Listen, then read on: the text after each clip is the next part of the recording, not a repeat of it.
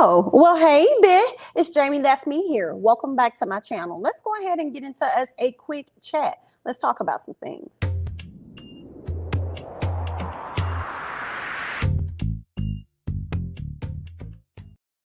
All right, y'all, let me go ahead and get a little bit of housekeeping out of the way. First things first, all right?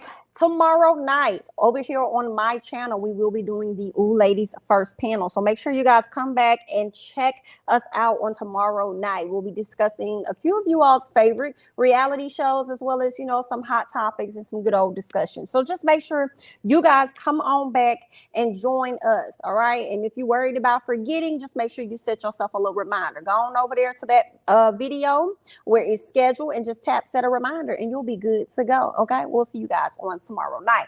Now, let's go ahead and hop into the quick chat, because the first person I have on the quick chat is Xavier Prather. All right, he is an attorney. I have to shout him out because he is this year's winner of Big Brother. Okay, not only is he this year's winner of Big Brother, but he is the first Black winner in all Big Brother history. Okay, so shout out to him for that. Okay, and not just shouting out him, I have to shout out the Cookout, because he also was a part of the first alliance in Big Brother house to make it to the end, to stay together the whole time, make it to the end, and for him to end up being the winner. And the alliance that he was a part of was so significant to me, because I believe this was also the first all Black alliance. All right, so y'all get into these individuals. They all came together. These are all of the Black cast members of this year's show, and they called themselves the Cookout. That's the name of what their alliance was called. I think that is so everything to me, the Cookout. And do y'all know every single one of them made it down to the last few numbers? They were like the last 6. They all came down to the wire. So shout out to them.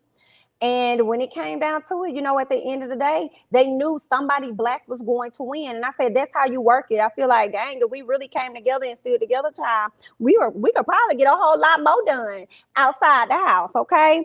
But congratulations to all of them, because they all made history, even though Xavier was the one to, walk home with the overall win of Big Brother. So shout out to him. Brother got it going on. Okay, brother got it going on. I believe one of his brothers may have passed away, so he looks after his brother's child. He looks after his nephew like is his own. He's an attorney.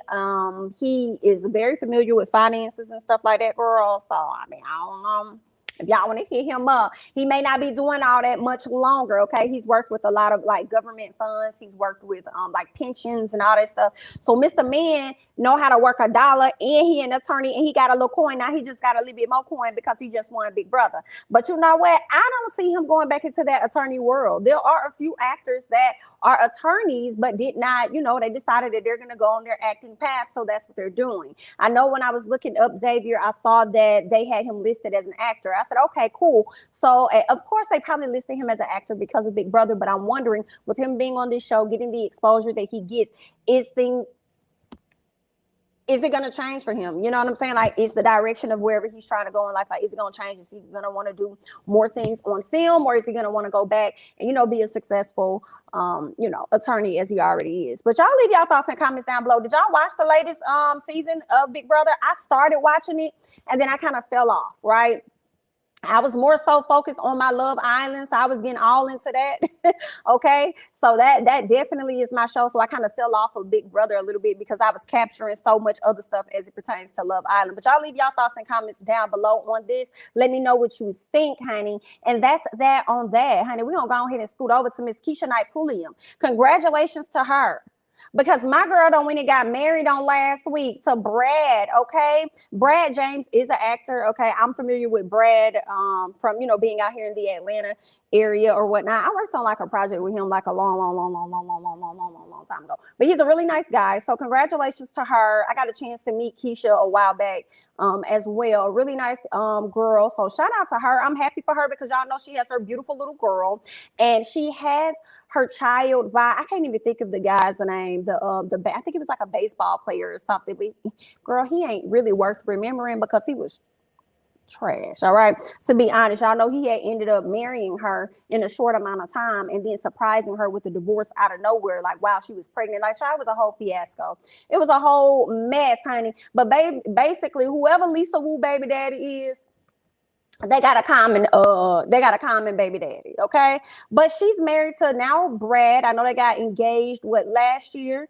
They got engaged. I believe it was a family function. They ended up getting engaged. They were actually supposed to go and get married like in Mexico or something, somewhere off U.S. soil. They were supposed to go and get married, but it didn't really happen that way. So what they did, and I'm like, y'all better work it, okay? With this short notice, they decided to set everything up in her backyard, okay, or their backyard, like it was in the back of their house. So obviously they got a lot of land and stuff. So basically, they just decided to go ahead and get married there, and I don't see nothing wrong with it, honey. Do whatever it is that works for you. So congratulations to her. I think Brad is a great guy. They're both in the same industry, so they really understand, how that industry and stuff works. It looks like he has a really great relationship with her daughter. Love it. Love it. So I'm here for it. Congratulations to her, honey. Okay. And let me go ahead and transition on to other Black folks doing good things out here. All right. Let's talk about Will Packer. So Will Packer, as they're saying, okay, according to Hollywood Reporter, okay, they're saying that Will Packer is to produce the 2022 Oscars telecast. Now, I'm having a little bit of mixed feelings about this, okay? Let's see what else they're saying about Will Packer. Will Packer and Will Packer Media Chief of Staff, Shayla Cohen, will serve as a co-producer of the 2022, okay, telecast. I think that's cool. I think that's great. I still kind of feel a way about it. I think it's awesome for him because it's going to take place in March of 2022, right? So I think that's great for Will, right? Oh, he's doing great things. He got his movies and stuff. He got his other reality shows that's on the OWN network. Now he's about to transition and produce the Oscars. I think it's going to be a great, I think the Oscars are going to be great. My issue is they're going to use him, his audience, the people that enjoy his content to come over to watch the Oscars and then not award people fairly at the Oscars. And when I say people, I'm talking about the brown and the Black ones. You know what I'm saying? So I'm just a little concerned about that. I just don't be using us, honey. Don't be using us so you can get a coin and then you don't want to dish out things fairly. I don't like that. I don't like that. I don't like that at all. I said what I said. I don't like that. That's like somebody, y'all know I always got to go back to corporate, honey. I always got to go back to corporate. That's like working on a team, honey. And you put in just as much work as somebody else, girl. Okay. And you get overlooked and they get recognition and shouted out. No, ma'am, no, sir. So I don't like that at all. But, as far as him, congratulations to Will Packer for securing that opportunity. But, I'm just looking at it a little sideways. Like, don't be trying to use us. Y'all been using us long enough. Don't use me no more. Okay, so we just gonna see. Y'all had better give out enough awards. Now, granted, I have not really been tuning into the Oscars. I really didn't want to tune into the Oscars until I was there getting one myself. Hello, hey, how are y'all? Hello. But outside of that, if he's going to be hosting it, I may tune in. Okay, I may just check and see how this is for the flow out. So not hosting it but producing it. I may tune in and see what's going on. Okay, but if it don't go how I want it to go, I'm not watching this no more. Okay, period. I wasn't watching it before. Child, I don't even know if I'm watching this shit, child. Y'all may have to I may find my tea out on social media like we always do when it comes down to these award shows for the most part, honey. But I guess, let me go ahead and move on and get off of that and talk about some other stuff going on. Let's get on Omarion and Lil Fizz. So Omarion is still doing this Millennium Tour, doing his thing, okay? And I guess he decided to bring out Raz B as well as Lil Fizz. I don't see nothing wrong with it. Bring the people out if that's what you want to do. Now, here's the controversy. The fact that Lil Fizz thought that it was amazing for him to go and hump on Omarion's baby mama back when, maybe 2 years ago or something, but they had been messing around for 2 years. So it's been probably like roughly 4 years. So 2 years of the two messing around. And then it was another 2 years since I guess they probably broke up and some things happened between Omarion and Lil Fizz. But Lil Fizz was also out here, even though he's like the godfather to Omarion's kids, he was out here talking as though they wasn't even close like that. They weren't even that cool. Like, creating whatever excuses he can to make his actions be okay with him smashing this girl, this man's baby mama, only for them two to not last much longer after that. No, sir.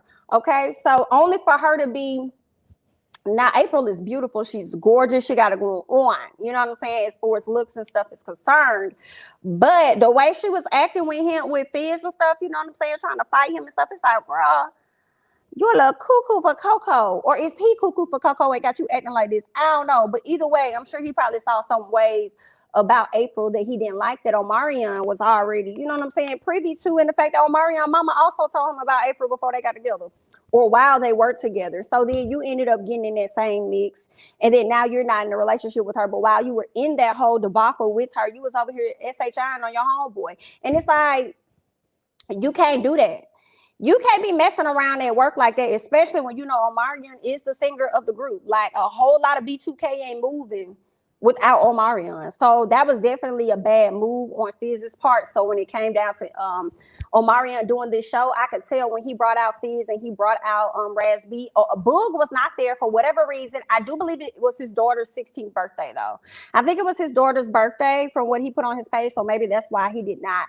He probably was not at the concert, because of course 16, turning 16, and that's a big thing, especially for a little girl. So that's a lot, right? So maybe that's why he wasn't there. But when he brought out Raz B and he brought out Fizz, I felt like, okay, they already had a conversation, because ain't no way he's gonna bring this man out. And I had no conversation. But for the most part, Omarion has always operated in a space of zen. Like, everything is all good. You start with the crown and then you go down. Like, that's all Omarion has been about for the most part. And I think that he's likely a firm believer that you reap what it is that you sow. That ain't got nothing to do with me, baby. That's gonna come back to you in your head top. That has nothing to do with me. You know, you made the decisions that you made. Your life is in my hands, all right? And we'll see how I'm gonna be moving forward, right? Omarion gave very little feedback and thoughts on the situation with Fizz and April. He didn't give a whole lot of thought about it. But anyway, talk about it the way Fizz was out here, you know what I'm saying, running after, so whatever. So he gets on stage, Fizz, and obviously there was definitely an apology that took place behind the scenes. So he decided to come in front of the scenes, as he should, in my opinion, as you should, and apologize. Yes, apologize if you try to get your bread and butter and you already know that Omarion got the key to the pantry. Honey, yes, absolutely, apologize. Apologize to this man so that you can eat. He did what he needed to do. I guess the apology was okay. Was the apology sincere? IDK. I don't know if it was sincere. I don't know how I want to take that. I feel like once you cross the lines like that, you can never be trusted again. But for business purposes, we can keep it strictly co-workers and get out here and get this money, right? So I guess that's fine. But as far as if you think I'm about to ever let my guard down or bring anybody around you or hang out with you on that level, that's dead AF, because I'm not going to do that. But we can keep it strictly business for the money. Now, granted, Omarion gonna make the money anyway because he went off and did a solo career. However, I do believe that Omarion can make and then some if he did his, his separate concerts with just his music and concerts that he does with B2K. Like, why not maximize on the bag? So if he chooses to forgive him, I'm not mad at that. It is what it is. But we've seen enough of Fizzle Pop, in my opinion, or Love and Hip Hop, to know that he flawed as fuck. Like, everybody got their flaws, right? But at the same time, I just feel like I don't trust Fizzle. I don't trust Fizzle like that. That's his MO. That is Fizzle, because that's that's Fizz's MO. I don't trust him. But anyway, I say what I say. Y'all go ahead and y'all move on, honey. As I'm gonna move on to something else. Let's talk about B.Simone. B to the Simone. Okay, B to the S to the. Okay, but she ain't Brandy though. But anyway, so B.Simone has decided that y'all would, if you want to be her close friend, honey, it's gonna cost you. Yes, it's going to cost you $9.99. All right. And for those of you guys that are not familiar with B.Simone, B.Simone is I would say she was an Instagram comedian at one point, because that's how I learned about her many years ago. She would just make these honest, true videos, you know what I'm saying? Just riding in her car, putting her phone up and just talking her stuff, hilarious, very relatable. Then from there, I saw that she could rap. Very great at rapping and stuff. So not only is she funny, she's pretty, she can rap. Okay, cool. She went on from there, and I believe she ended up making it to Wildin' Out, because Wildin' Out, when they were on the come up, they were really focused on getting a lot of influencers, as far as Instagram comedians, all right, and bringing them onto the show. And she got even more, well known with her being on the show, and then she ended up going on tour being a comedian. And then I believe Kevin Hart shouted her out, and then she even got the co-sign from Will Smith. So just over time, she has been able to grow and grow and grow and grow. Okay, she has her thing like baby girl, and then she has her thing like boyfriend. She just does all this stuff or whatever, right? And people like her, right? We like her personality for the most part. some other antics, she can miss me on it. But she ended up having, like, the last time she was having a lot of controversy was when she had this book, I guess, about affirmations and things. And she sold this book for like $20 or whatever. Child, I should have went and grabbed my book so I could show y'all. Embarrassing, because I was one of those people that got gooped. Okay. So a lot of people complained about their book falling apart and stuff. I don't think my book fell apart. I don't recall my book falling apart or anything, but a lot of people said their book fell apart and stuff. But she also got called out by other creators because whoever she said helped her with creating this book actually just stole things that they saw on on Google, and put it together in a book and just said, here you go, girl, here go your affirmation book. You know what I'm saying? Make sure you repeat these things also many times a day. Make sure you write in it also many times a day, girl. Okay. So you can have the B.Simone life too, right? Yikes. So yeah, that was the last time she had controversy. So she had to, take a step back from that for a minute. Then she had controversy another time when she talked about how you got to manifest your man. And then probably like 3 to 5 months later, she wasn't even with that man. Girl, if y'all gonna manifest these men, manifest them for a long time, okay? Be very mindful of what it is that you ask for, because you're gonna get just that, okay? So be very specific. Hello? All right, so there's that. And now she's coming back up on the radar because she's charging people to be her close friend, and she's on her trip in Mexico or wherever she is. If y'all want to see what's going on her trip, you pay the $9.99 to be privy to that. Now, I'm not knocking B.Simone's hustle, girl. Do what you do you. I feel like if people can be out here with their OnlyFans and whatever, then what is it? It's damn near the same thing for y'all to pay $9.99 to be on her close friends list to see what's going on. Okay, so I don't see anything wrong with that at all. My only issue with that, because I ain't one of them people that's buying it. Hello? Not this time, bro. You goop me once, you won't goop me twice. You hear me? No, man. Okay. But what I will say is it's really just for her trip. Like, that's all it's for. So is she going to delete you guys shortly after that? You're going to be removed from that? Like, what's going to happen? What's going to happen? Like, girl, you paying for a few days? Like, well, her trip could have ended yesterday. Okay, you would have paid $9.99 for a day, but I guess that's fine. You know what I'm saying? Some people be like, girl, I spent $9.99 on some other BS. I can spend $99 just to watch and see what she gonna do. I'm not gonna be mad at the player, and I don't even think I'm gonna hate the game at this point. And to be honest, what B.Simone is doing is not the first time that it's been done. I feel like with the close friends, she's probably the first Black person to really promote it and talk about it, right? Or maybe the only person that we've known about. But this has been happening since 2019 when I believe Close Friends may have been dropped at the end of 2019 top of 2019 or the end of 2018, not sure. But whenever it was dropped, shortly after that, there were some other non-Black influencers that started to maximize, on that space. They was like, you know what? I'm gonna charge people $3 or whatever, to be my close friends or whatever. Like, you gotta buy it. I saw one, I was reading an article where they talked about this one young lady had people sign up on Patreon. Once you sign up for her Patreon, then she'll add you as a close friend on Instagram. Okay, but B.Simone, I feel like B.Simone got smart. Like, girl, you ain't finna Patreon ain't finna get a percentage off of that thing of mine. CASHAPP it. Okay, she's like, go straight to my website, log in, fill out this form or whatever you got to do to get on there, and then you good to go, honey. I'm sure she probably not getting a whole lot of percentage taken off her stuff. I don't know, but we shall see. But I just wanted to bring attention to the fact that this has been going on for a very long time. Now, I don't know if people are charging as much as her, okay, or as less as her. But I know at one point I saw in this article somebody was charging like $3 or whatever. Somebody else was charging $1. So she said, girl, I'm gonna charge 10. Okay. So, I mean, I don't see nothing wrong with it. And now I feel like when things like this happen, it makes me think that Instagram is definitely paying attention, because one thing about Instagram, they want some of that money too. Okay. They got this app, they hosting this app, they paying all these thousands of dollars every month, okay, to maintain this app for us to continue to use. So they're going to want to tap into your money.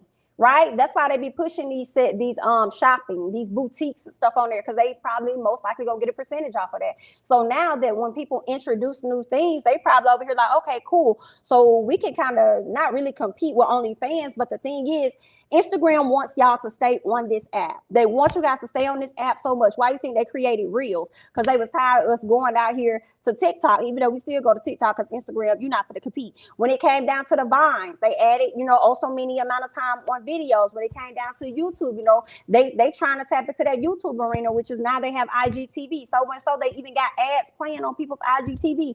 I just hope that those people are getting paid for that IGTV stuff.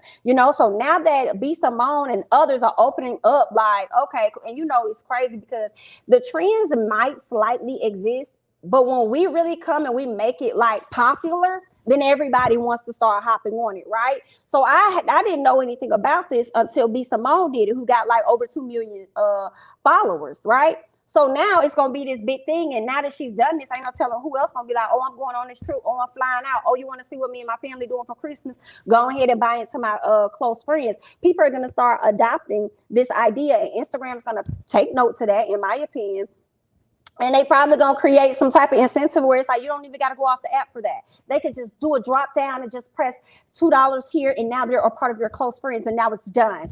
Okay. I wish they would create something for like your IG post. Like if I want to post something on my IG, not just my close friends, not just on my story, but on my actual IG, on my page, girl. If I want to post it on my page and not have it go away 24 hours later, I want to be able to select, hey, Instagram, if you're listening, knock, knock, who's there? You. Listen, I want to be able to say, hey, allow this to be viewable to a certain amount of people, to certain people, right?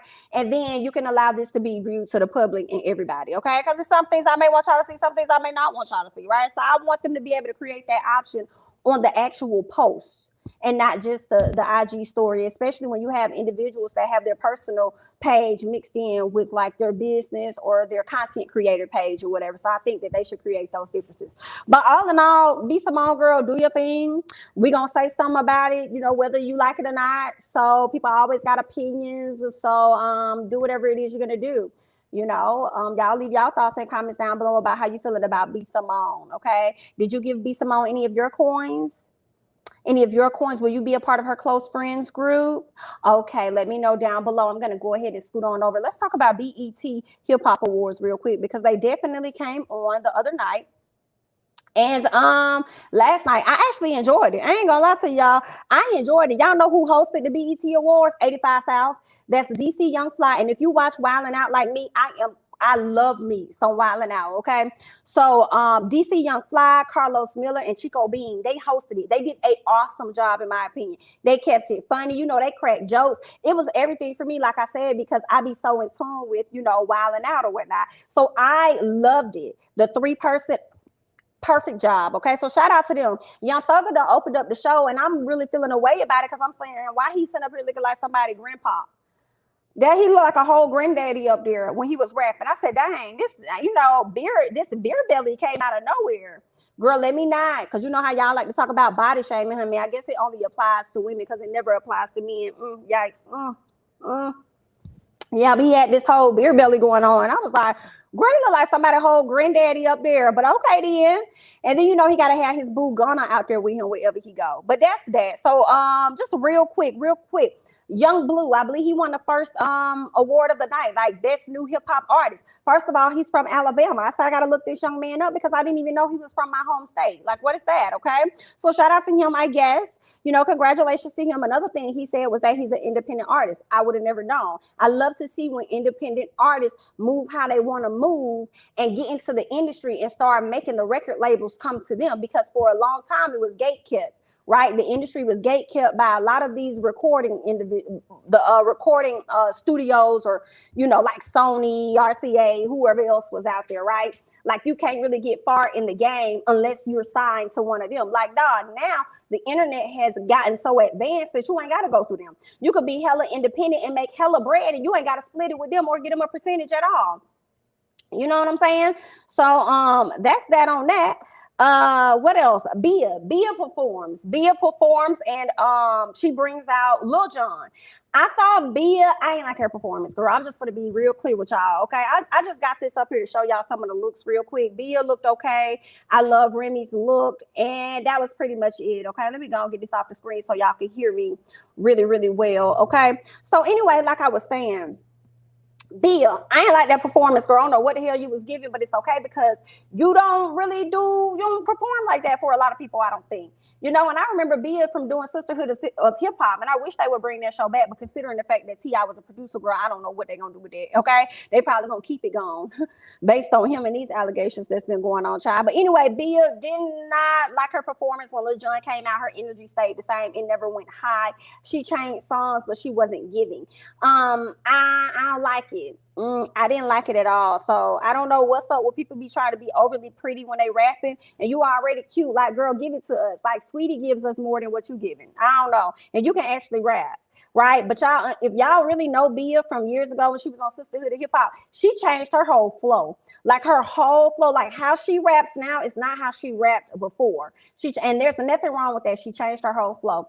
What else I did not like about the awards was when the people were performing, the music was louder than their vocals. I hate that. I hate listening to music. I don't know if it's not mixed right when it happens, like, you know, when you listen to it on your phone or something like that or whatever, versus in concert. But even in concert, you got to know what you're doing with the levels, baby, because the music can be loud. Just make her mic a little louder because it wasn't for me. Lotto performed.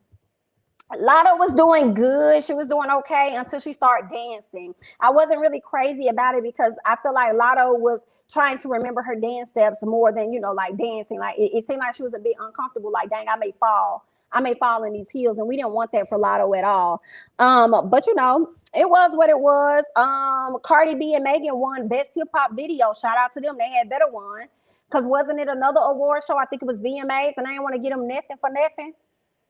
Girl, trash. Okay, Toby Weeway went mother crazy. I think that was his wife that was performing with him. Whole performance, baby. I had been seeing like his pictures and stuff floating around social media. Didn't really know who he was in the past. I listened to this song. I'm gonna go play all this brother's songs. He did what he needed to do. I think he had the best performance the entire night. Hear me, baby boy, put it down. I say you better go, sir. BET gave Biz Markie a snippet of a honoree, and I just felt like he could have gotten more than that.